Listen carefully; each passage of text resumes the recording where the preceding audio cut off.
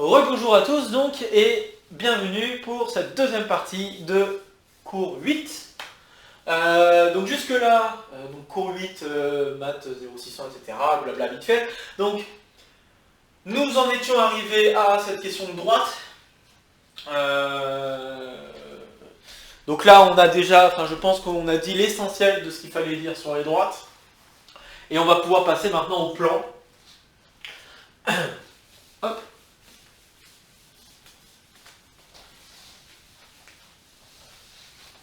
J'efface.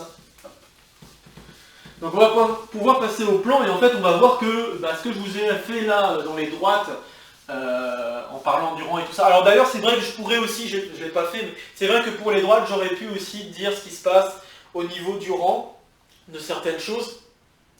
Je le fais pas, mais vous pourrez, on pourrait se poser ce genre de questions. Je le fais pas parce que c'est pas forcément d'une très grande, ça sera pas forcément une très très grande utilité pour la suite du cours. Mais on pourrait, si on voulait, regarder un petit peu ce qui se passe en termes de rang pour les vecteurs que l'on aurait sous la main quand on résout les types d'équations que nous avons fait il y a quelques instants. Bon, donc partons sur les plans. Alors évidemment, travailler les plans, pour travailler les plans, il vaut mieux travailler dans l'espace. Hein, d'accord. Donc on va travailler d'abord dans R3. Et puis, une fois qu'on aura vu assez bien comment ça se passe dans R3, on va voir ce qui se passe un petit peu en dimension supérieure. Et vous allez voir qu'il va se passer un peu la même chose que pour les droites. Donc, c'est-à-dire que pour les droites, dans le plan, ça se passait plutôt bien. Et puis, quand on est passé dans l'espace, ça se passait un peu moins bien parce qu'il y a des choses qu'on ne peut pas aussi bien décrire, comme les vecteurs normaux, par exemple, qui sont un peu moins faciles à décrire. Comme les... Alors, ça se décrit, hein, mais c'est un peu moins facile à décrire. Il y a donc les vecteurs normaux qui se décrivent un peu moins. Il y a les positions aussi des droites qui peuvent être un peu différentes. Okay. Là, pour les plans, c'est pareil. Quand on va travailler dans R3, et on va essentiellement travailler dans R3 de toute façon, on va voir que ça se passe plutôt bien, qu'on peut assez facilement décrire les plans. Et quand on travaille en dimension supérieure, ça devient un petit peu moins facile. Et puis on parlera, je pense en troisième partie, je pense qu'on aura le temps, on parlera donc d'hyperplans. Pour vous dire en fait qu'il y a une généralisation de ce qu'on comprend bien en fait quand on est pour les droites, enfin, l'exemple des droites dans le plan ou l'exemple des plans dans l'espace. En fait, c'est des exemples d'hyperplans. Donc on va y venir, Alors définition donc déjà de plan. Alors pour définir un plan, donc nous avons vu tout à l'heure pour une droite qu'il nous fallait un vecteur. Un vecteur non nul directeur. Bon. Pour les plans, dites-vous que pour une droite, il vous suffisait juste d'une direction. Qu'il vous fallait juste vous dire à la personne. Imaginez que vous mettez une personne sur la droite et que vous lui dites, bon, tu vas toujours dans cette direction. S'il va toujours dans cette direction, sa trajectoire, ça sera une droite. Si maintenant à cette personne, vous lui dites, elle est à un endroit particulier, et vous lui dites, tu as le droit d'aller à gauche, à droite. Tu as le droit d'aller à gauche, à droite, ou tu peux aller devant, derrière. Ce qui va se passer, c'est que la personne en question peut bouger n'importe où dans un truc de dimension 2. En fait, on va comprendre la question de dimension maintenant. Donc, en fait, c'est le nombre, ça va être lié au nombre de degrés de liberté, si vous voulez, que vous donnez à l'individu qui bouge dans l'espace. Donc là, ce qu'il faut, donc, pour décrire un plan, c'est un point de départ, un endroit par lequel je dis la personne commence à bouger, et ensuite lui dire comment elle bouge. Est-ce qu'elle a le droit de bouger à gauche à droite, et comment elle a le droit de bouger, donc est-ce qu'elle a le droit de bouger de gauche à droite, et est-ce qu'elle a le droit de bouger de devant à derrière. Donc ça va être exactement ce qui se passe. Alors sachant que les deux directions que je propose doivent être non collinaires. Ok. Bon. Donc du coup, un plan P passant par un point A de coordonnées XA, YA, ZA. Bon, après, je ne suis pas obligé de mettre des coordonnées là tout de suite. Donc je peux en parler sans parler de repères tout de suite. Donc si je prends un plan, un plan P passant par A ayant pour vecteur directeur, donc pour les plans aussi on parle de vecteur directeur, ayant pour vecteur directeur. Donc là, par contre, il m'en faut deux. Donc, ayant pour vecteur directeur, il m'en faut deux. Il me faut un vecteur U et un vecteur V non collinaire et non nul. Enfin, en fait, à vrai dire, si je dis non collinaire, les deux vecteurs, on ne peut pas avoir 0, l'un des deux qui vaut 0, puisque on en avait déjà parlé, 0 est collinaire à n'importe quel vecteur. Donc bon, je ne suis pas obligé de préciser non nul. Donc, vecteur directeur, U et V non collinaire.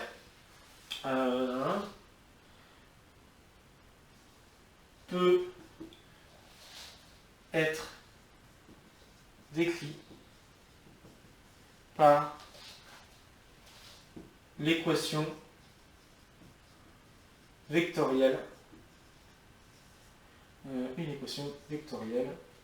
Donc l'équation vectorielle suivante. Et je vais l'écrire un peu de la même manière que pour les droites.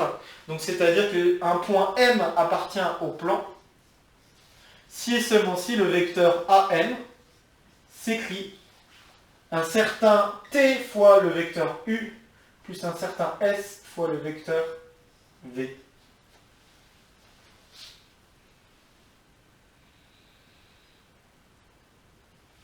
Donc vous voyez là, encore une fois, il y a quelque chose qui s'en ressort là. Quelque chose qui doit vous faire penser encore une fois aux questions de famille liée, famille libre. Ok ? C'est tout à fait normal que vous posez ce genre de questions. De toute façon, tout à l'heure, on en a parlé, la collinarité, ça a impliqué des choses par rapport au calcul, à certains calculs. Bah là, ça va être pareil, ça va impliquer des choses par rapport à certains calculs. Donc voilà. Alors, ok, faisons un exemple. Hein. Donc si on fait un exemple dans R3, évidemment, on travaillera essentiellement dans R3.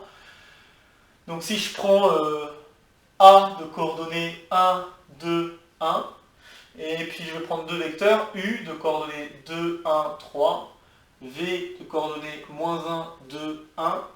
Voilà. Je vous demande de vérifier que les deux vecteurs ne sont pas collinéaires. Donc ça, c'est pas très difficile. Donc vérifier. Et ça, je vous laisse le faire vous-même. Que U et V ne sont pas collinaires.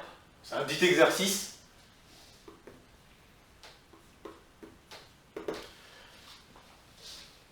Je vous laisse le vérifier. Et puis bon, bah, en partant de ça, donc si je dis M a pour coordonnées X, Y, Z appartient au plan passant par A et ayant pour vecteur directeur U et V, eh bien, les équations vérifiées par M seront X égale bien, T fois le vecteur U, donc 2 fois T, plus S fois le vecteur V, donc moins S, et puis plus 1, le XA. Y égale, donc pareil, je vais avoir T moins, enfin plus 2S, plus 2. Et enfin le dernier, Z. Donc Z, ça va être égal à 3T plus S. Ok, donc 3T plus S, et ça doit donner 1. Donc voilà ce qu'on trouve comme type d'équation, Donc là, encore une fois, le T et le S sont des nombres réels. C'est vrai que j'ai oublié de le préciser, mais ici, T et S sont des nombres réels. D'accord ? Et donc, encore une fois, ça, c'est ce système d'équations, on pourra appeler ça des équations paramétriques du plan. Ceci sont les équations paramétriques du plan.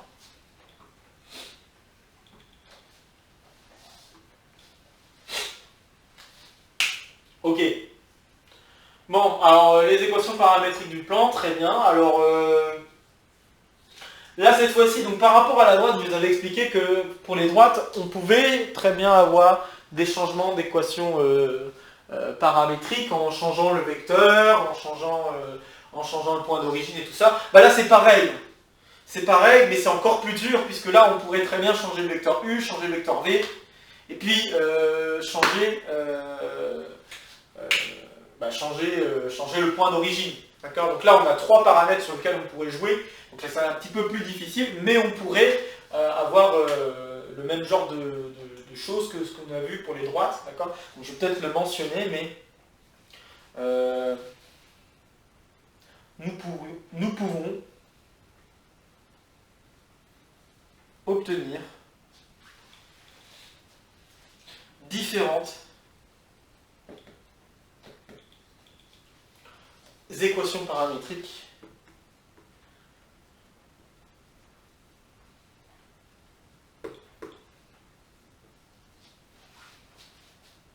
en jouant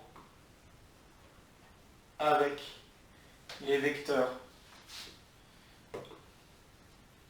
U, V et le point A. Et donc quand je dis jouer avec le vecteur UV, alors on peut jouer avec la collinéarité, mais on peut aussi jouer avec ce que je vais appeler la coplanarité, c'est-à-dire qu'on peut très bien, à la place de V par exemple, considérer le vecteur U plus V. Et ça va changer un tout petit peu les équations paramétriques, mais au final ça donnera les mêmes points. D'accord? Donc le plan va être décrit par tous les points par lesquels on passe. D'accord? Donc c'est ça essentiellement. Voilà. Et ce que je veux dire, c'est pour ça que je ne vais pas faire toutes les manipulations, mais on pourrait faire des manipulations. Et si vous voulez vous entraîner, vous pouvez vous entraîner en faisant, au lieu de prendre ces 2 vecteurs que j'ai pris, je prends à la place de V, je prends U plus V, et puis j'essaie de montrer par exemple que les deux plans que j'ai obtenus sont les mêmes, par exemple. Ça peut être un bon truc, un bon petit exo, qui n'est pas si difficile, hein, mais... Hop. Bon, alors ça c'est pour un plan. Ça c'est les équations paramétriques du plan. Bon, alors là je vous ai défini donc le plan à partir de un point et 2 vecteurs. Ce que je peux faire, c'est qu'au lieu de définir le plan à partir de 1 point et 2 vecteurs, ce que je peux faire, c'est définir le plan à partir de 3 points. Je vais le faire sur un exemple dans un premier temps, et puis ensuite, je pense que vous aurez compris comment ça va se passer. Donc, faisons un exemple, toujours dans R3. Si je prends, donc un exemple calculatoire, prenons, je sais pas moi, A de coordonnées 1, 2, 0, B de coordonnées 2, moins 3, 1, C de coordonnées 5, 0, 1. Voilà. Hop. Donc voilà, et j'aimerais définir un plan passant par ces 3 points. D'accord? Enfin, défini par ces 3 points. La chose, par contre, qu'il faut que je vérifie, c'est est-ce que les 3 points sont alignés?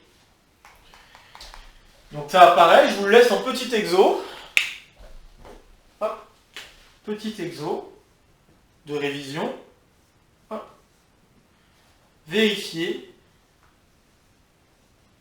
que A, B et C ne sont pas alignés.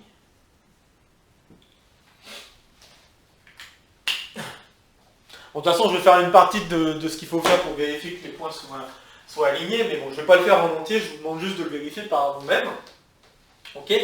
Donc vérifier que les points ne sont pas alignés, c'est la première chose qu'il faut vérifier. Et une fois qu'on a vérifié ça, eh bien, là, ce que je vais faire, c'est que je vais regarder le vecteur AB. Donc là, par exemple, je veux prendre le plan passant par A, mais je ne suis pas obligé. Je pourrais le prendre en partant de B ou partant de C. Donc, je prends AB, alors le vecteur AB, donc je vais avoir 2, moins 1, donc 1, moins 3, moins 2, donc moins 5, et 1, moins 0, ça fait 1. Ensuite, je vais prendre le vecteur AC, donc le vecteur AC, 4, moins 2, et 1. Bon, avec les vecteurs que je viens de vous donner, normalement, vous devriez facilement vérifier que les deux... Donc c'est plus vraiment un exo, mais vous auriez pu faire pause au moment où j'ai donné l'exo pour essayer de le faire d'abord, avant que je le fasse. Mais, bon, là, je ne vais pas dire, mais normalement, vous devriez le voir, que ces points ne sont pas alignés. Maintenant que j'ai donné les vecteurs. Et donc, bon, bah, je vais prendre comme origine le point A, et alors les équations paramétriques de mon plan, formées par ces 3 points, seront, bah, je vais avoir x égale, alors, t fois 1, donc t, plus 4 fois s, donc j'ai t, plus 4s, et puis, bah, plus 1. Y égale, donc après on a moins 5t, moins 2s, et plus 2. Et enfin, z égale,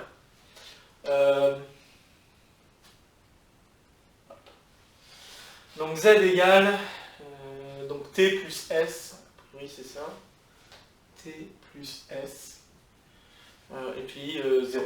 Voilà.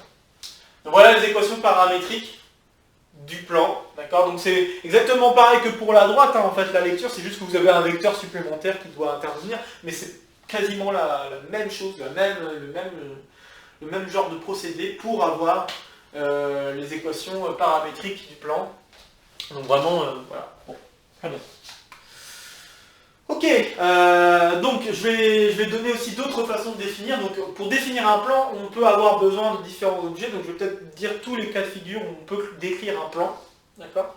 Donc je vais mettre ça en remarque, si on veut. Hop. Donc on peut définir un plan par... On peut définir un plan par 2 points. Donc, comme je l'ai fait au tout début, comme je vous l'ai défini, c'est un point et 2 vecteurs non collinaires. Oups. Donc, un point plus 2 vecteurs non collinaires. Donc ça, c'est une première façon de définir un plan. La deuxième façon qu'on vient de faire à l'instant sur un exemple, c'est définir par 3 points non alignés.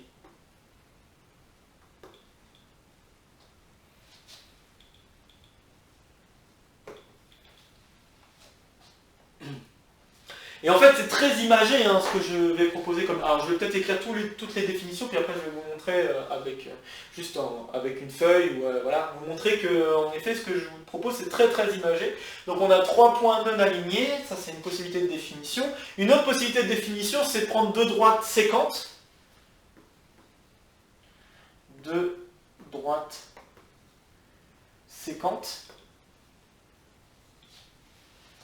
Non parallèles, hein, enfin donc non confondus. Et puis, la dernière possibilité, c'est 2 droites parallèles, toujours non confondues.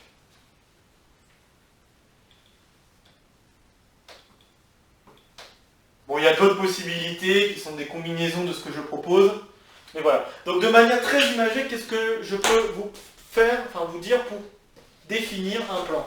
Donc ce qu'on peut vous dire pour définir un plan, c'est que, donc ça, voilà, ce cahier là, c'est mon plan, d'accord? Donc mon plan, je peux très bien le définir comme je l'ai dit. Première chose pour définir, c'est j'ai un point et 2 vecteurs, d'accord? Donc 2 vecteurs qui ne doivent pas être collinéaires, donc voilà, hop, on va y arriver.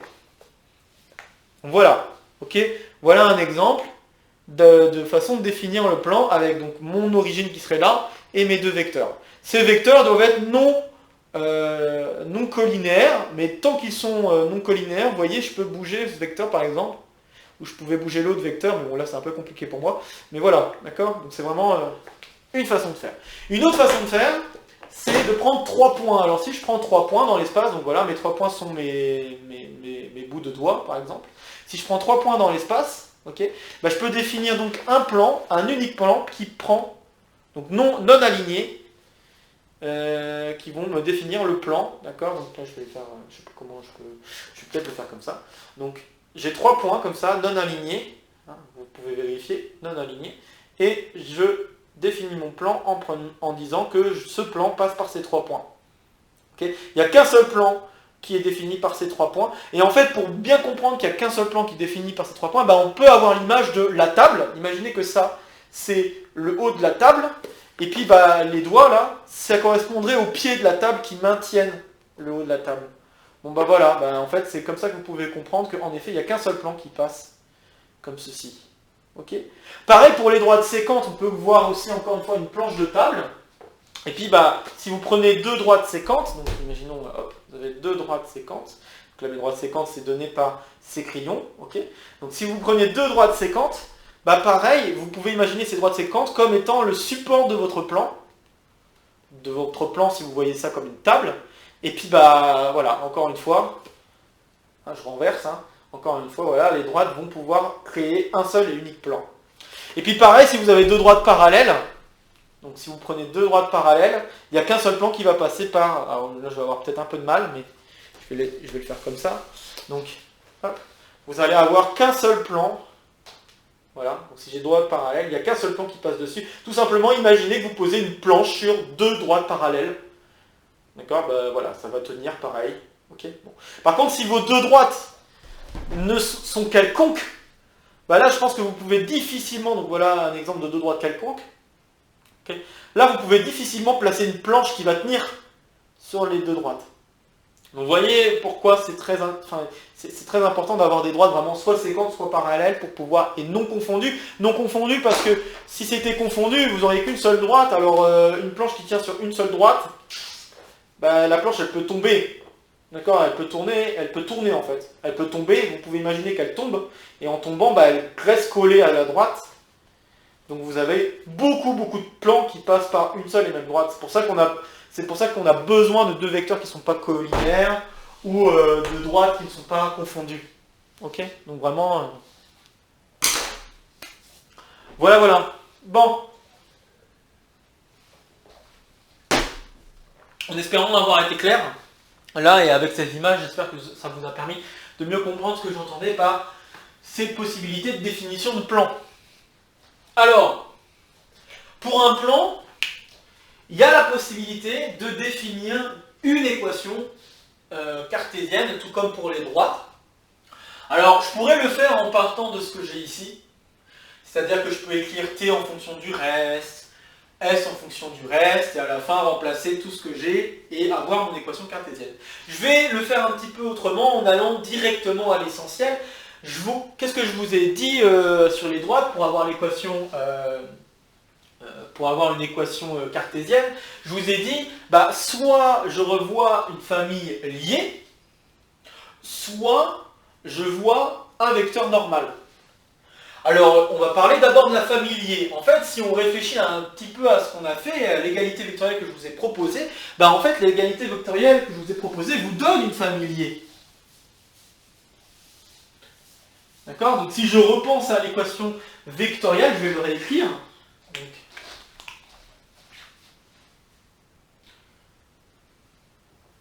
repensons à l'égalité vectorielle, définissant le plan. Eh bien, l'égalité vectorielle vous disait que le vecteur AM est égal à t fois le vecteur U plus S fois le vecteur V, avec t et S des réels.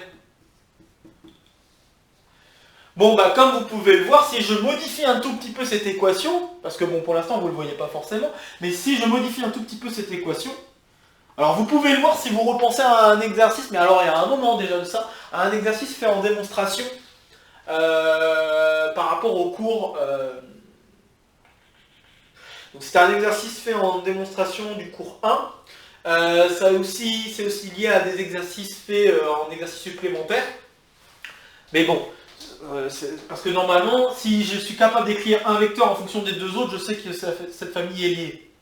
D'accord? Mais bon, je vais vous le remettre sous la forme qui montre bien qu'on a affaire à une famille liée. Et donc la forme pour montrer qu'on a affaire à une famille liée, c'est de dire, là j'ai le premier vecteur, puis j'ai plus le deuxième vecteur, fois un nombre, plus le troisième vecteur, donc moins S, fois un nombre, Et ça doit faire le vecteur nul.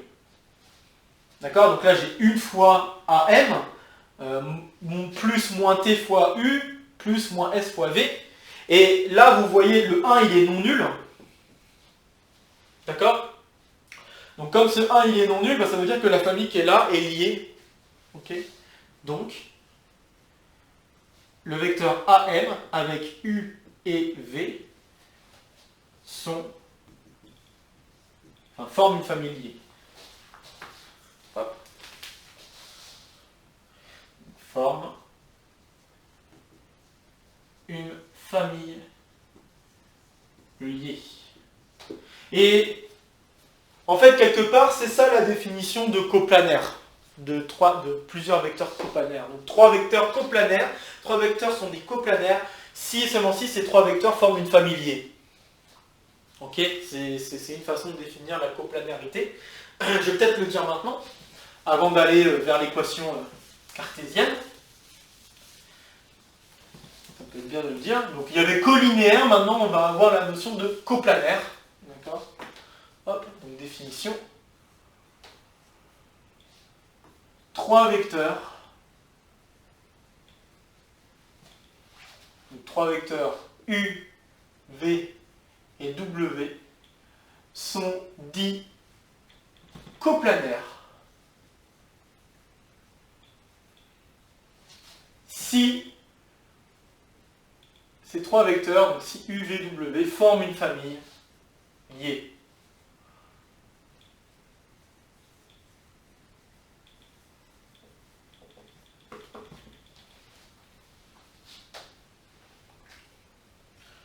Hop. Et une autre façon de le dire, c'est qu'on est capable d'écrire l'un en fonction des autres. Donc ça revient à la même chose que de dire que il existe T et S tel que le vecteur W par exemple est égal à T fois le vecteur U plus S fois le vecteur V, par exemple. Ok? Ça revient à la même chose. Et là, je vous renvoie vraiment à l'exercice qui a été fait en démonstration, puisque ça vient vraiment de cette propriété-là. Donc là, cette famille, elle est liée. Mais comme cette famille, elle est liée, bah, je peux refaire le même type d'opération que ce que j'ai fait pour les droites. Pour les droites, je suis passé par une matrice de 2 et j'ai calculé un déterminant. Et j'ai dit que ce déterminant, il valait 0. Pourquoi? Bah, parce que la famille était liée. Et bien là, c'est pareil. Je vais faire pareil, exactement pareil. Donc en fait, dire que cette famille, donc là c'était une petite aparté, ok? Et donc dire que cette famille est liée, ça veut dire que si je regarde le déterminant de la matrice formée, alors la première, je peux faire la première ligne, c'est la transposée du vecteur AM, la deuxième ligne c'est la transposée du vecteur U, et la dernière ligne c'est la transposée du vecteur V par exemple. Par exemple, hein, je peux les écrire dans... Donc là, comme on l'avait vu dans le cours, on l'avait vu dans le sens où il fallait mettre les coordonnées du vecteur dans chaque ligne. Après, à vrai dire, je pourrais mettre les coordonnées du vecteur dans les colonnes, ça ne changerait rien de particulier. Mais bon, je veux juste être cohérent par rapport à ce que j'ai déjà dit dans les cours précédents. Donc je l'écris comme ça. Eh bien, le déterminant formé par ces vecteurs, écrit de cette manière, vaut 0.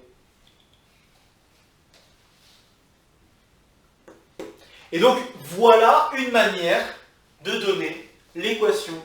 Donc là, on n'aura qu'une seule... Enfin, on a une équation cartésienne. Après, il faut à multiplication près, hein, parce qu'on peut multiplier par 2, comme je vous l'avais déjà expliqué. Multiplier par 2, par moins 3, par... Voilà. Donc, ceci va nous donner une équation cartésienne du plan. Donc, voilà. Eh bien, c'est parti pour la propriété, donc. Donc si j'ai un point A de coordonnées XA, YA, ZA, et puis si j'ai deux vecteurs, donc, et alors attention, ce que je suis en train de dire là n'est valable que si on travaille dans R3. Donc en fait, à partir du moment où je parle du déterminant ici, je suis dans R3.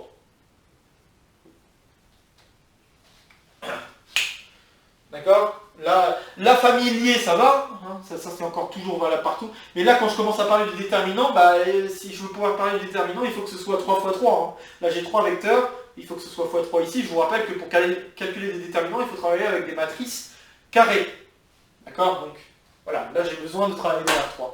Donc, proposition, si j'ai A de coordonnées XA, YA, ZA, U de coordonnées, je ne sais pas moi, A, B, C, et V de coordonnées alpha, bêta, gamma, ok? Eh bien, l'équation cartésienne, enfin, une équation, comme je l'ai expliqué, ça se joue à une multiplicité près, à une multiplication par un nombre près. Donc, une équation cartésienne du plan P défini par U et du plan P défini par A, le vecteur U et le vecteur V est donné par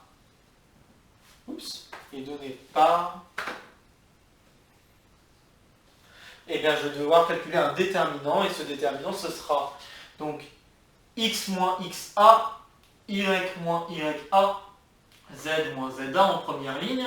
En deuxième ligne, je mets le vecteur u, a, b, c, et en dernière ligne, je mets alpha, bêta, gamma. Et donc ça est égal à 0. Voilà une manière de définir l'équation caractéristique, l'équation cartésienne, excusez-moi, du plan. Hop. Dans R3. Ok? Donc, exemple. Hein. Donc là, j'ai pu souvenir de l'exemple que j'ai donné tout à l'heure. J'ai bien peur que ça ne me revienne pas. Donc, je vais donner d'autres vecteurs, c'est pas grave. Donc, prenons A de coordonnées, je sais pas, 2, 1, 2. U de coordonnées 1, 2, 0. V de coordonnées 3, 3, 1. Voilà, il faut vérifier que ces deux vecteurs ne sont pas collinéaires, ça, je pense que c'est assez clair. Et puis, du coup, l'équation cartésienne du plan, enfin une équation cartésienne du plan sera donnée par le déterminant suivant. Donc x moins 2, y moins 1, donc y moins 1 et z moins 2, 1, 2, 0, et puis 3, 3, 1. Donc ça va être donné par cette équation. Déterminant de ce truc-là vaut 0. Bon, maintenant, il faut faire un peu de calcul de déterminant. Hop.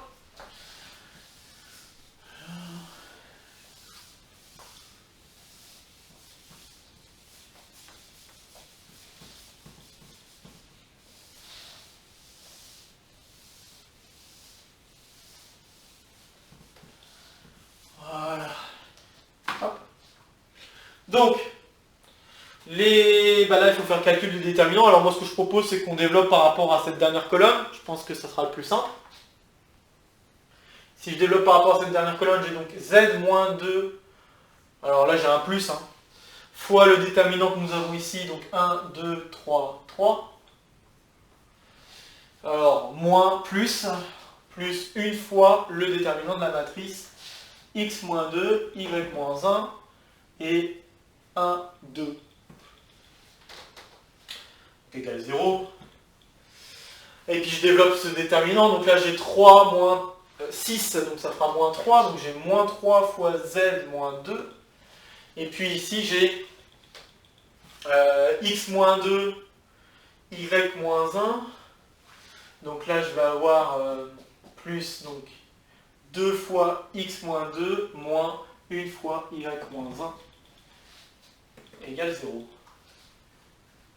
Et donc si je développe entièrement, ce que j'obtiens c'est 2x moins y moins 3z Et puis après la constante, j'ai plus 6, moins 4, plus 1. Ça fait 3, si je ne dis pas de bêtises. Donc 6 moins 4, ça fait 2. 2 plus 1, en effet, ça fait 3. Donc voilà l'équation cartésienne du plan. Donc dans cet exemple. Ok ? Et puis, bon bah, en fait, de manière générale, l'équation cartésienne d'un plan sera toujours de la forme AX plus BY plus CZ plus D égale 0. L'équation cartésienne d'un plan dans R3, hein,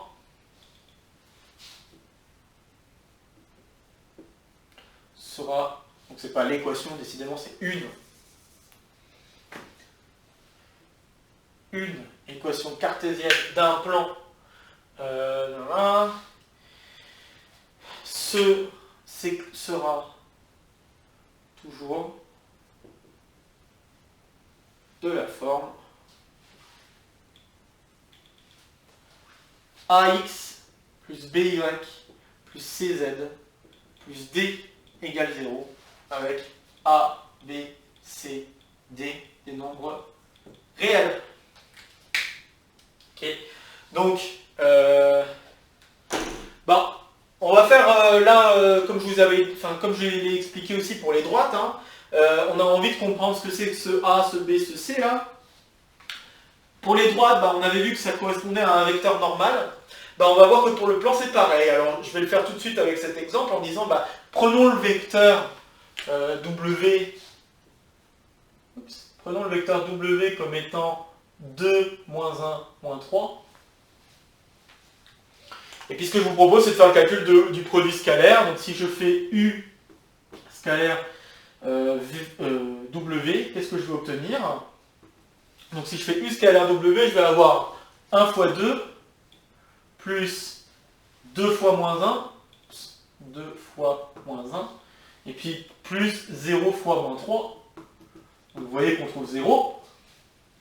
Et puis si je fais V scalaire W, ce que je vais obtenir c'est 3 fois 2 plus 3 fois moins 1 plus 1 fois moins 3. Et donc là vous voyez vous avez 6 moins 3 moins 3, en effet 0. Ok, donc là ce que je vais vous dire c'est donc que si vous avez l'équation cartésienne, l'équation cartésienne peut s'obtenir aussi à l'aide d'un vecteur normal au plan. D'accord. Et donc si on a un vecteur normal au plan, donc déjà je vais réexpliquer ce que ça veut dire vecteur normal, et là dans le cadre du plan, mais à savoir encore une fois que ce que j'avais dit pour la droite, en fait je vais réécrire la même chose pour le plan, c'est tout. Donc je vais l'écrire quand même, mais hop. Je vais quand même le réécrire parce que là on travaille sur le plan, mais c'est la même définition. Hop. Donc un vecteur n est dit normal au plan P si et seulement si, donc si et seulement si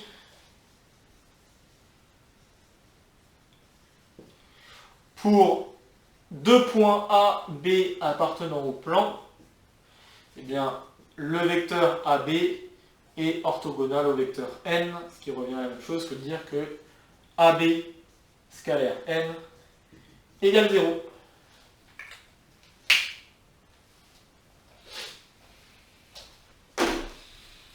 Donc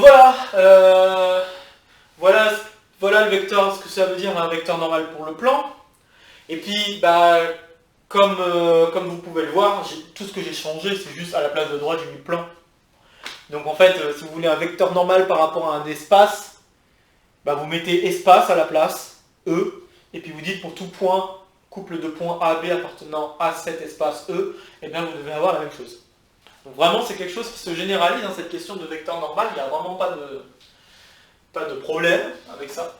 Et donc la propriété que je vais énoncer est la suivante.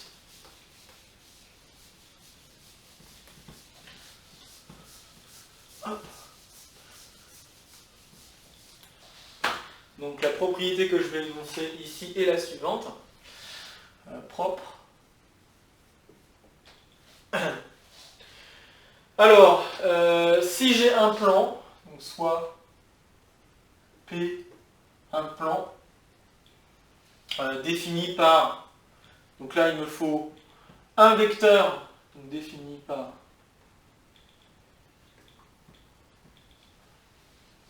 un point A. Je suis toujours dans l'espace R3. Et un vecteur normal, A, B, C, normal. Alors, une équation cartésienne. Donc une équation cartésienne du plan. Excusez-moi. Donc une équation cartésienne du plan est donnée par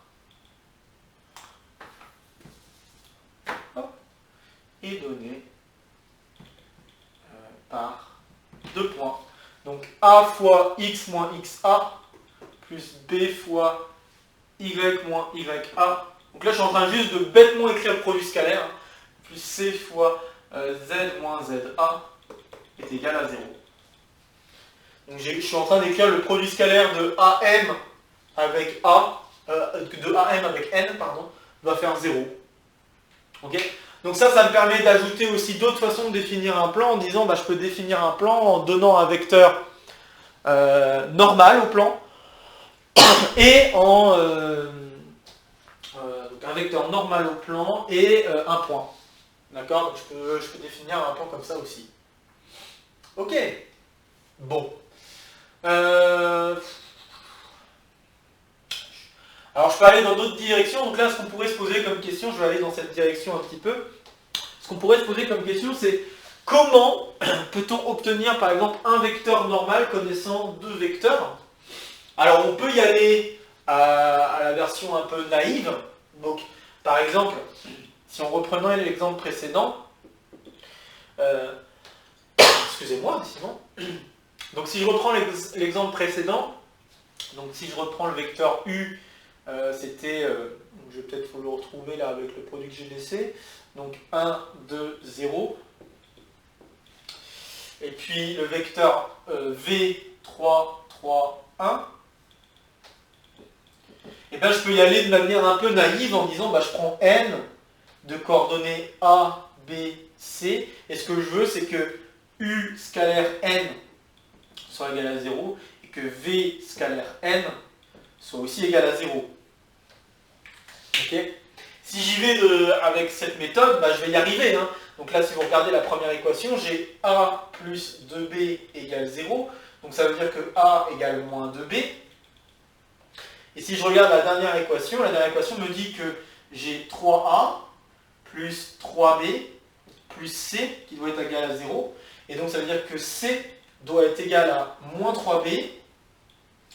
Et puis moins 3A, mais A égale moins 2B, donc je vais avoir plus 6B. Est-ce que je vais dire des bêtises? Je crois pas.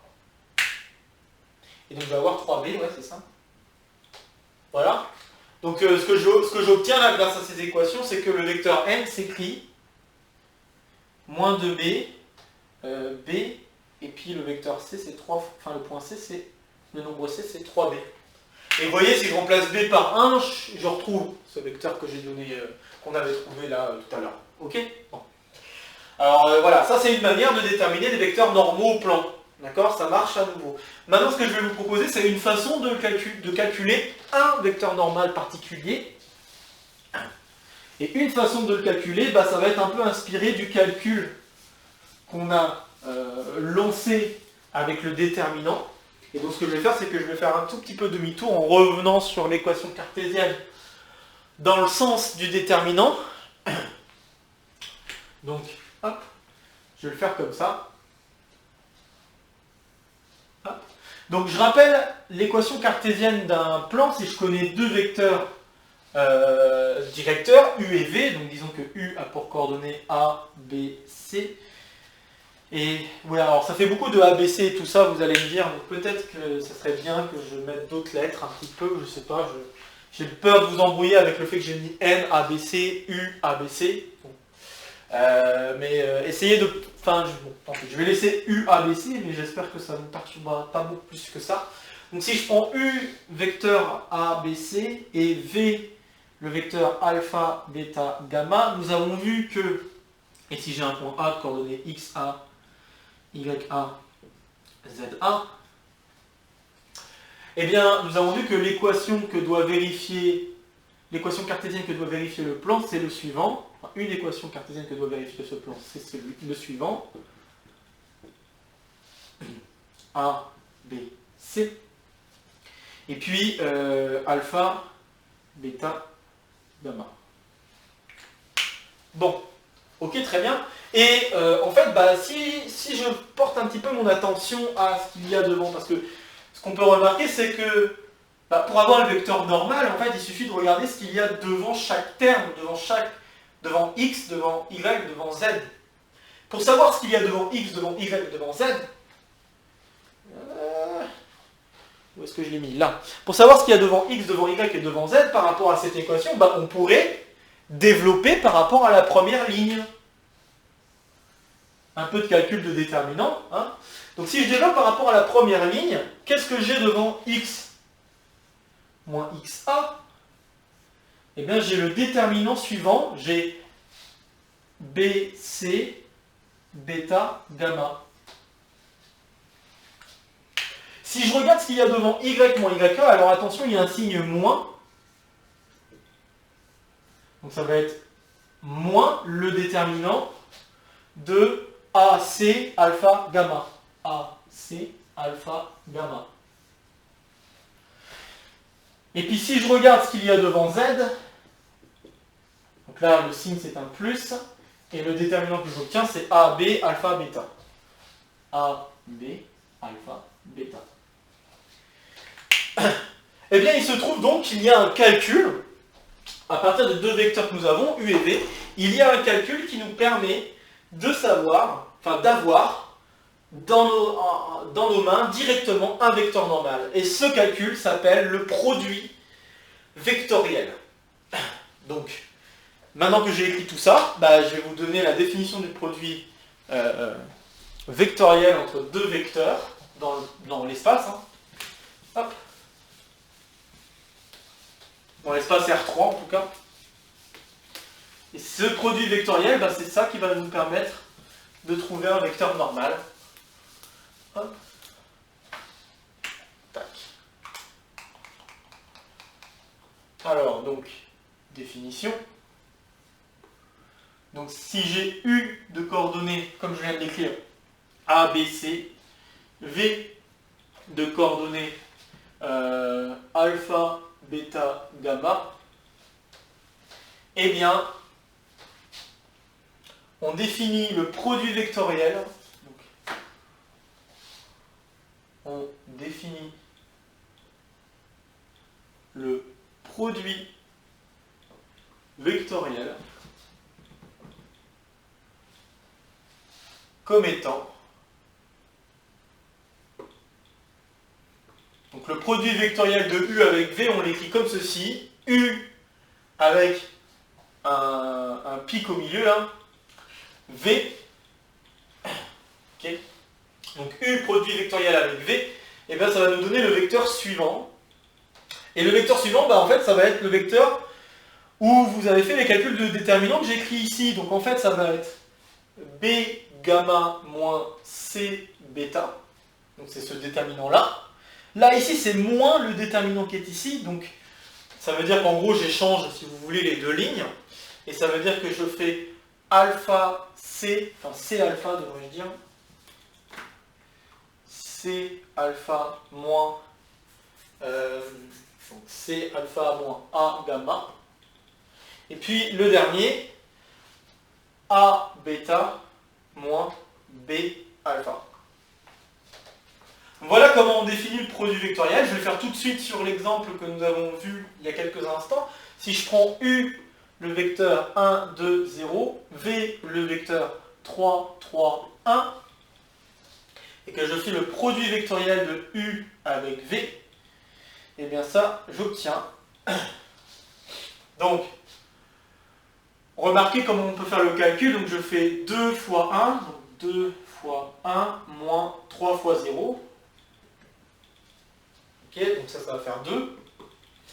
Ensuite, je fais, donc on a dit C fois alpha, donc je dois faire lui fois lui, moins lui fois lui, donc là j'ai moins 1, donc je vais l'écrire, 0 fois 3, moins, qu'est-ce que j'ai écrit? C fois alpha, c'est ça, 0 fois 3, moins 1 fois 1, donc j'obtiens moins 1. Et puis, le dernier calcul à faire, c'est, donc je le refais avec les trucs d'en haut, donc j'ai 1 fois 3, moins 2 fois 3, et ça donne moins 3. Et donc ça redonne le vecteur normal qu'on avait pu trouver tout à l'heure. Ok ? Alors, il se peut que ça ne donne pas exactement le même vecteur normal, hein, c'est pas obligatoire. Là, on va dire que c'est un cas un peu particulier qui donne vraiment le même vecteur normal, mais c'est pas obligatoire de trouver le même vecteur normal. Par contre, c'est tout à fait... Ça par contre, c'était attendu, puisqu'on a donné les calculs en fonction du développement de ce déterminant, et ce qu'on voulait, c'est que ce déterminant vale 0. Donc en fait, par rapport aux calculs qu'on vient de faire, et ce qu'on voulait, c'est trouver en fait les coefficients devant x, devant y et devant z. Donc en fait, les calculs qu'on vient de faire, elles sont bien faites pour que le vecteur qu'on trouve soit orthogonal aux deux vecteurs u et v. Okay ? Donc ça, c'est une propriété, une conséquence de cette petite définition. On aura l'occasion de reparler du produit vectoriel, mais je voulais vous l'introduire ici, parce que je pense que c'était le... C'est bien de l'introduire ici, à ce moment-là, du cours. J'aurais pu l'introduire plus tard, j'aurais pu aussi l'introduire avant, mais je pense que c'est le bon moment d'en parler, puisque là on voit vraiment d'où vient ce calcul, quoi. On voit d'où vient ce calcul qu'on fait ici, c'est pas un truc si hasardeux, et puis on voit aussi l'utilité, on en voit vraiment l'utilité. Donc là c'est une conséquence, pour ainsi dire, donc je vais appeler ça, je vous rappelle qu'une conséquence, on peut appeler ça un corollaire. Alors j'ai toujours un doute si c'est 2 L ou L, ou un seul L, mais bon tant pis. Un corollaire, le corollaire c'est le suivant, c'est que U, le produit vectoriel de U avec V, est un vecteur normal, pardon, donc est un vecteur normal, enfin orthogonal, enfin normal, c'est un vecteur orthogonal à U et V. Et à V. Aussi, donc là, ça c'est un corollaire le plus intéressant qui soit par rapport à la définition du produit vectoriel. Okay. Aussi, une autre chose intéressante par rapport à ce produit vectoriel, je vais peut-être mettre ça en remarque plutôt. On pourrait se poser la question, qu'est-ce qui se passe si je rends U et V collinéaires? Donc si U et V collinéaires. Bah, si U et V sont collinéaires, bah, remarquez les calculs qu'on fait, c'est des calculs de déterminants. Donc s'ils sont collinéaires, bah, à chaque fois le vecteur BC avec le vecteur bêta gamma sera collinéaire, le vecteur AC avec le vecteur alpha gamma sera collinéaire, etc., etc. Donc en fait, si U et V sont collinéaires, bah, le produit vectoriel vaudra 0.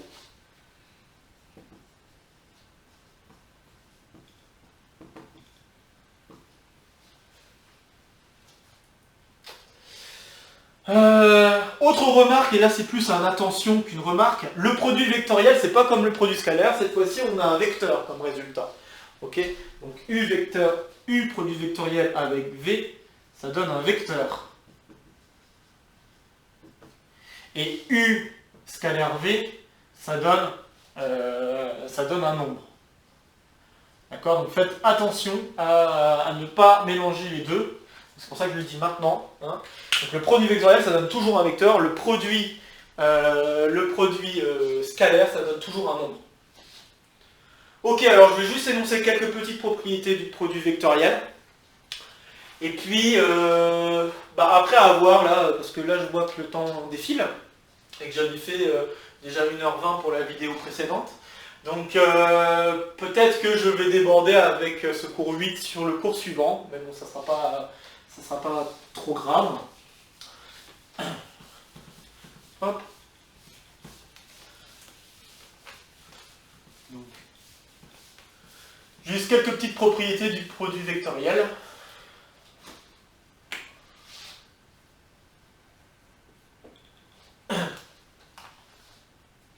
Alors la première, c'est que, comme pour le produit scalaire, on a envie de pouvoir échanger les deux vecteurs. Sauf que ici, échanger les deux vecteurs, ça va changer le signe.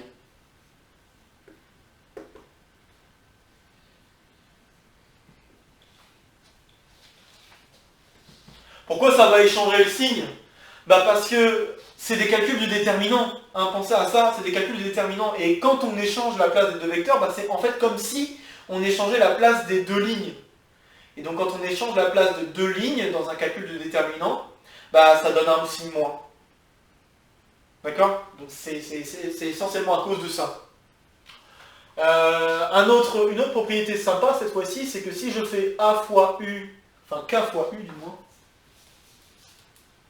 je sais pas. Oui, bon, je vais dire ça. Si je fais U produit vectoriel avec V plus W, et là, ça va se passer un peu comme pour le produit scalaire. J'ai U produit vectoriel avec V plus U produit vectoriel avec W. Et puis, donc ça vient du déterminant, là encore une fois. C'est pas très difficile à vérifier, hein, puisque qu'en fait, quand vous avez ce genre de somme, en fait, ça revient à faire une somme de déterminants, donc c'est pas trop difficile à comprendre, en tout cas, je pense, ce genre de propriété. Si c'est pas clair, écrivez-le, hein, vraiment, ça, c'est pas, il suffit de faire un petit exemple et de voir, hein, je peux le faire peut-être vite fait, ça peut le faire, mais... Donc j'ai aussi, si je fais U produit vectoriel avec K fois V, donc un vecteur collinéaire à V, et bien ce que je vais obtenir, c'est que je vais obtenir K fois U produit vectoriel avec V.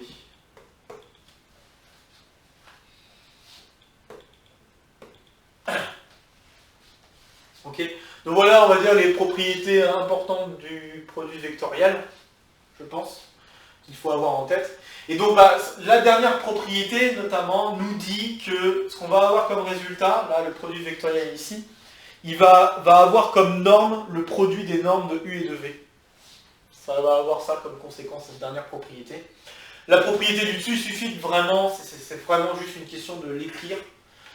Si on l'écrit, on va voir assez vite pourquoi. Donc là, si vous voulez, je vais le faire vite fait, comme ça on va être sur la même longueur d'onde. Donc si je prends U, A, B, C, V, alpha, bêta, gamma, et puis disons W, TRS, je sais pas, faut donner des lettres, hein. Donc TRS, eh bien faire ce produit vectoriel, si je regarde juste la première composante, je vais le faire juste sur la première composante.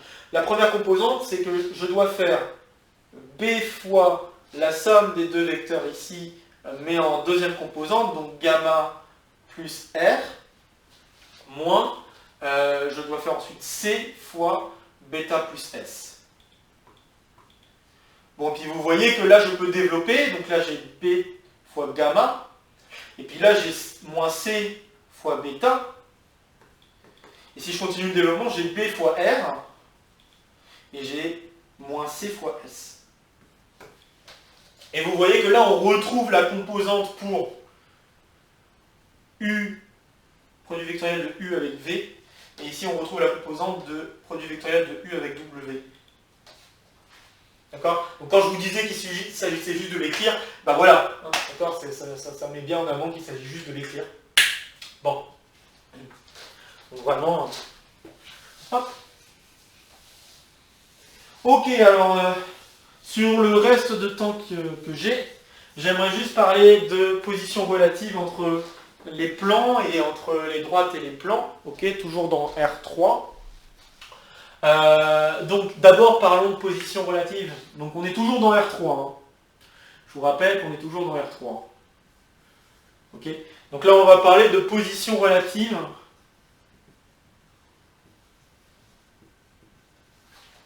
entre plan et droite. Déjà. Bon, position relative entre plan et droite, bah là je vais vous le faire déjà en image, les différentes positions relatives que nous avons. Donc ce qu'on peut avoir c'est le plan et la droite. La droite qui n'intersecte pas le plan, ça c'est une possibilité. La deuxième possibilité c'est la droite est complètement dans le plan. Voilà. Et la dernière possibilité c'est la droite intersecte le plan. Ok, donc les trois possibilités de position relative donc, sont la première, alors je pense je pense que la première c'est assez rapide. Alors, donnons des choses quand même pour pouvoir travailler avec tout ça là. Donc, disons que le plan, il est défini par un point A, et puis vecteur UV, non collinéaire, et puis j'ai le vecteur, enfin la droite D qui est donnée par un point, donc ça c'est pour le plan. Et puis j'ai la droite D qui est donnée par le point B et un vecteur directeur W. Ok, donc j'ai affaire à ça. Bon, alors, premier cas de figure, intersection. On va regarder celui-là parce que c'est le plus simple. Donc intersection en un point. Pour qu'il y ait intersection en un point, bah, il suffit que les vecteurs U, V, W forment une famille libre.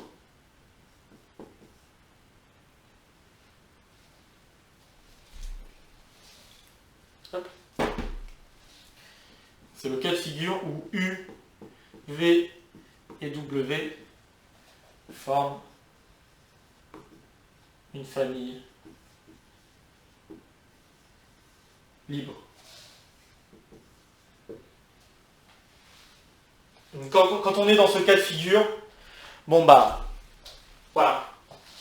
Alors, je vous rappelle que ça veut dire aussi que la matrice formée par ces trois vecteurs est de rang 3.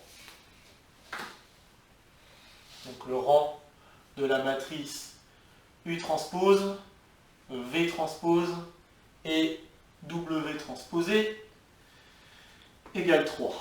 Donc quand on est dans ce cas-là, nous avons intersection entre la droite et le plan. Et bon bah on va faire un petit exemple rapide. Si je prends toujours le même donc si je prends le même plan, donc disons on a A, 2, 1, 2 je crois, U, 1, 2, 0, V, 3, 3, 1. Nous avons vu déjà qu'un vecteur normal, ce serait U produit vectoriel avec V qui nous donnait 2,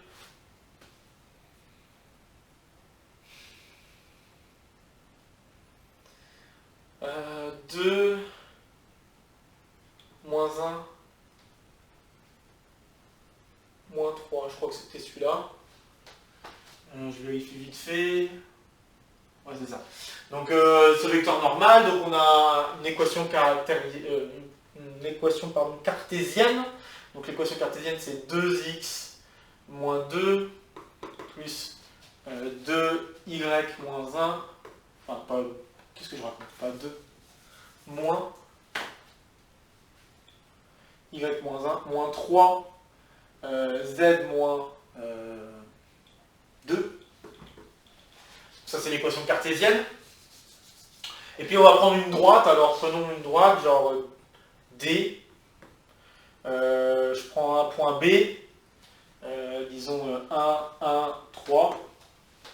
Et puis je prends un vecteur, alors W, disons, on va faire simple, 1, 1, 1. Donc je pense que ce vecteur ça va, il n'est pas... Ouais, il va pas être... je pense que ça va former. De toute façon, on va le voir en résolvant. Donc les équations paramétriques de cette droite sont x égale t plus 1, y égale t plus 1 et z égale t plus 3.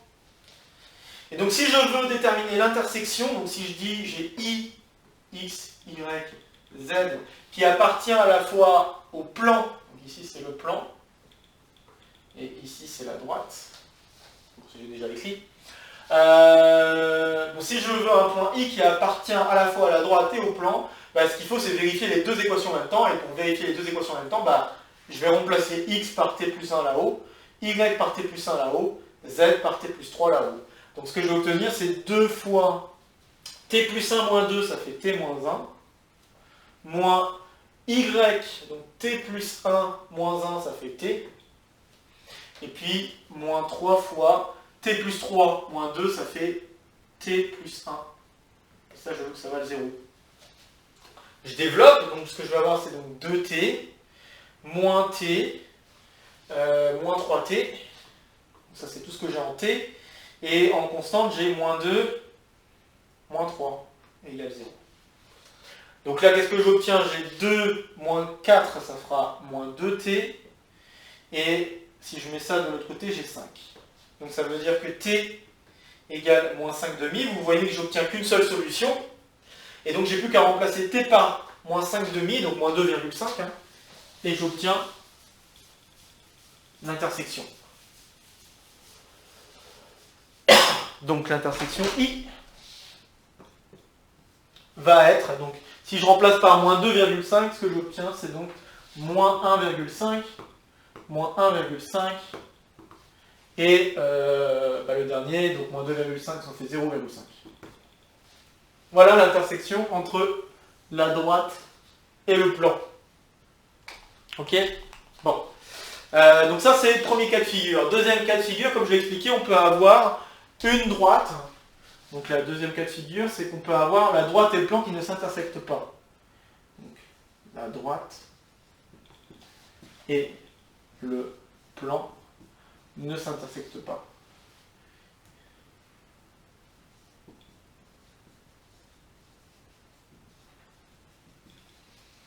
Alors pour être dans ce cas de figure, il faudrait que les vecteurs U, V, W soient non... donc il faut que ce soit non... il faut que ce soit une famille liée, quoi. Donc il faut que ces vecteurs-là forment une famille liée, donc autrement dit, le rang de la matrice U transpose, V transpose, W transpose, c'est égal à 2. Enfin, c'est égal à 2. C'est inférieur ou égal à 2. Enfin, c'est même égal à 2 en fait, je dis des bêtises. Il faut que ce soit, enfin, ça va être égal à 2. Pourquoi? Parce que U et V sont déjà non collinaires. Donc, il faut que le rang de cette matrice soit 2. Et il faudrait que... faudrait qu'il n'y ait pas de point commun, quoi. Donc c'est-à-dire qu'il ne faut pas qu'il y ait un point et pas de point commun.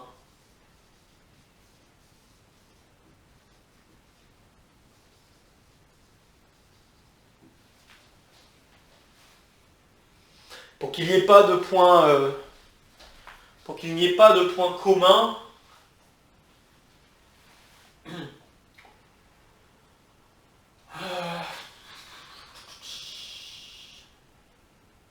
il suffit qu'il y ait un point qui appartient à la droite qui n'est pas... donc c'est ça, il suffit de ça, je vais dire ça. Donc, et un point qui appartient à D, mais qui n'appartient pas... mais qui n'appartient pas au plan. Donc ça c'est un autre cas de figure. Donc je peux garder mon plan si je veux, et puis je peux prendre comme vecteur, par exemple, ce serait... alors je réfléchis 2 secondes, mais ce que je peux prendre c'est par exemple 4, 5 et 1. Je prends W comme étant ça, ok. Je vous laisse vérifier par vous-même que, en effet, ces vecteurs-là forment une famille liée. Ça ne va pas être très long à vérifier. Je vais écrire maintenant les équations de la droite. Donc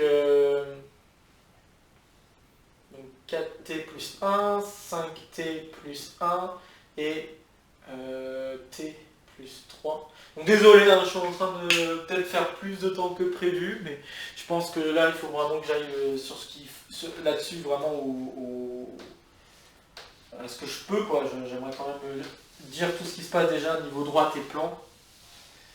Et puis je laisse pour la prochaine fois parler, je parlerai ensuite de ce qui se passe au niveau des plans. Donc je vais laisser une partie du cours 8 pour la prochaine fois. Donc la deuxième partie du cours 8 que nous aborderons la prochaine fois, ça parlera des positions relatives des plans dans R3. Puis ensuite je dirai dans Rn ce qui se passe un peu plus. Puis je toucherai quelques mots sur la notion d'hyperplan. Et on commencera le cours 9. Voilà, c'est ça qui sera prévu pour la séance prochaine. Donc je termine juste sur les droites et plans, et puis voilà. Donc on a ça, et maintenant, si je veux une intersection, je vais faire pareil. Donc, avant de vérifier que B n'appartient pas, parce qu'on peut vérifier que B n'appartient pas au plan, en fait, je pense qu'on peut, ça peut se vérifier. Donc pour vérifier que B n'appartient pas au plan, je vais le faire tout de suite. 2 fois 1 moins 2, moins 1 moins 1. Donc je remplace x par 1, y par 1 et z par 3. Donc moins 3 fois 3 moins 2. Donc si je fais ce calcul, ce que j'obtiens, c'est, là ici j'obtiens moins 2. Et ici j'obtiens moins 3. Donc ça fait moins 5, qui est différent de 0. Puisque si le point appartient au plan, il faudrait que ce truc-là soit vérifié. Et là, c'est pas le cas. D'accord? Donc B n'appartient pas au plan. Donc a priori, je ne devrais pas avoir de solution, comme je l'ai énoncé juste avant, et c'est ce que je vais montrer, j'ai pas de solution. Donc, hop. On va faire le calcul. Donc faisons comme s'il y en avait comme s'il y avait une intersection. S'il y avait une intersection, j'aurais ça, et je vais remplacer x par ce que j'ai écrit. Donc j'ai 2 fois 4t. 2 fois 4, c'est un 4. 2 fois 4t. Alors, plus 1 moins 2, donc ça fait moins 1. Moins 5t plus 1 moins 1, donc juste moins 5t. Et puis moins 3 fois t plus 3. Okay. Et ce que je veux, c'est que ça vale 0. Hein. Je vous rappelle, puisque je veux trouver les t qui correspondent à ça. Et donc si je développe, ce que je veux obtenir, c'est j'ai 8t moins 2, moins 5t, moins 3t, moins 9. Pourquoi plus 3 d'ailleurs? C'est pas plus 3, c'est plus 3 moins 2, excusez-moi, c'est ici 1, 1. Donc ici c'est moins 3. Et vous voyez par vous-même que les t se simplifient. D'accord? Donc les t se simplifient. Et on trouve moins 5 égale 0, le moins 5 étant le moins 5 qui vient du calcul qu'on a fait ici. Donc ça c'est impossible. Donc pas d'intersection.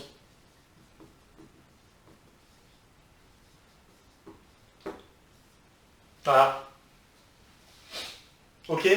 Et puis donc donc là c'était le deuxième cas de figure, et donc le dernier cas de figure, c'est si la droite, donc ça va être pareil, il faut que le rang, donc il faut que la famille UVW soit liée, donc encore une fois que le rang de la matrice ici vale 2, et que le point B appartienne au plan. Donc ça va être 2, c'est le dernier cas de figure, plus B appartient au plan. Donc autrement dit, il faut qu'il y ait un point de la droite qui appartient au plan. D'accord? Et donc si on est dans ces cas de figure, alors cette fois-ci on a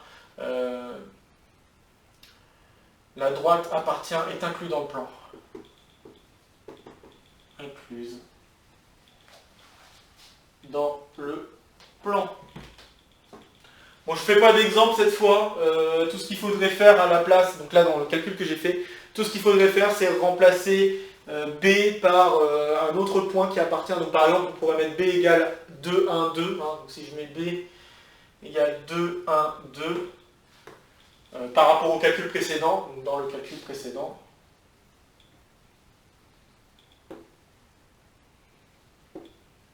je ne le fais pas dans le détail, mais je vous laisse essayer de le faire. Donc si je remplace A par ce point, enfin le point B par ce point qui est le point A en fait, et bien bah là cette fois-ci je vais avoir 0 égale 0 pour l'équation du plan, donc ça veut dire que tous les éléments de la droite sont dans le plan. D'accord? Donc ça veut dire qu'on est dans ce dernier cas de figure. Voilà, donc je rappelle ce que je vais dire pour la semaine prochaine. La semaine prochaine, on va parler de la position relative entre les plans, parce que pour l'instant on a parlé de position relative entre plan et droite. La prochaine fois on parle de position relative entre plan et plan. D'accord? Donc comment peuvent s'imbriquer les plans, les positions de 2 plans, puis de 3 plans aussi, on pourra en parler. Donc on va parler de ça. On va parler ensuite de ce qui se passe un peu en dimension supérieure pour dire bah ça se passe un peu moins bien. Et puis on parlera un peu d'hyperplan. D'accord? Donc on terminera le cours 8. Gros maximum, ça prendra une partie de la semaine prochaine, une partie du cours suivant de la semaine prochaine. Et puis la deuxième partie du cours, donc on commencera à aborder les notions de transformation dans le plan. Donc si tout va bien. Donc je m'y attendais à ce que ce cours 8 soit plus long. Hein, je renommerai le cours 8 et puis je mettrai cours 9, ça sera la suite du cours 8. Donc c'est pas très grave, voilà. Pour le cours 9, il va falloir que je vous parle un peu aussi d'un petit peu de notions sur les polynômes, parce que bon bah il va en falloir un petit peu pour pouvoir résoudre des équations avec des polynômes. Ça, il faudra que je le fasse. Bon voilà, je pense en tout cas que j'ai dit l'essentiel. Je suis allé peut-être un peu vite sur cette deuxième partie de vidéo, c'est parce que j'espérais rattraper un peu le temps perdu, mais bon, je me dis que c'est mieux de faire des exemples et de prendre le temps d'expliquer les choses plutôt que... Donc c'est ce que j'ai fait plus sur la fin, donc je suis désolé si j'ai été un peu vite sur certains moments, mais il ne faudra pas hésiter à venir me poser des questions jeudi s'il y a vraiment des points d'ombre qui restent. De toute façon, je reprendrai calmement ce que j'ai dit sur le cours 8 au cours 9, au début du cours 9, pour rappeler un peu tout ce que j'aurais dit. Et puis, dans le cours 9, comme j'ai dit, on continuera cette histoire avec les plans, puis ensuite avec les plans, et puis ensuite les dimensions supérieures, et puis voilà quoi. Donc ce qui devait être le cours 9, finalement sera qu'une partie du cours 9 pour la prochaine fois, ça sera pas très grave. De toute façon, on a encore un cours libre où on ne sait pas encore quoi mettre, donc c'est pas très grave. Si on prend plus de temps, on prendra plus de temps, et je préfère vraiment essayer de faire en sorte que ce soit bien compréhensible, prendre du temps pour que ce soit compréhensible pour tout le monde, plutôt que d'aller trop vite. Et là, c'est ce que j'ai eu un peu peur, d'être allé un peu vite sur la fin. Désolé, ça fait 2 fois 1h20, je voulais pas faire 2 fois 1h20, je voulais essayer de faire 1h30 en tout, mais voilà, c'est comme ça. Si vous avez des questions quoi que ce soit, n'hésitez pas à m'envoyer un courriel, et même si vous n'êtes pas disponible à la question-réponse et que vous voulez poser une question, et même si vous n'êtes pas disponible, n'hésitez pas à envoyer votre question en avance, comme ça je pourrai y répondre en question-réponse. Même si vous n'êtes pas présent, je peux parler de la question et donner la réponse. Et puis voilà, d'ici là, on se retrouve... Ah oui, juste petite information rapide. Les résultats d'examen tomberont, comme c'était pour le cas du devoir, tomberont 2 semaines après. Donc l'examen, vous l'avez passé jeudi, et donc le jeudi dernier, et donc les résultats d'examen seront donnés dimanche, donc pas ce dimanche-là, mais dimanche de la semaine prochaine. Qu'on soit bien d'accord là-dessus. Je pense que je vais mettre le même temps de correction que pour le devoir, donc voilà. Je préfère gérer en disant je garde le même temps et puis on essaie de se tenir à ce temps. Voilà, donc si vous avez des questions encore une fois, n'hésitez pas, et sur ce, on se retrouve pour la session de questions-réponses jeudi. Salut à tous!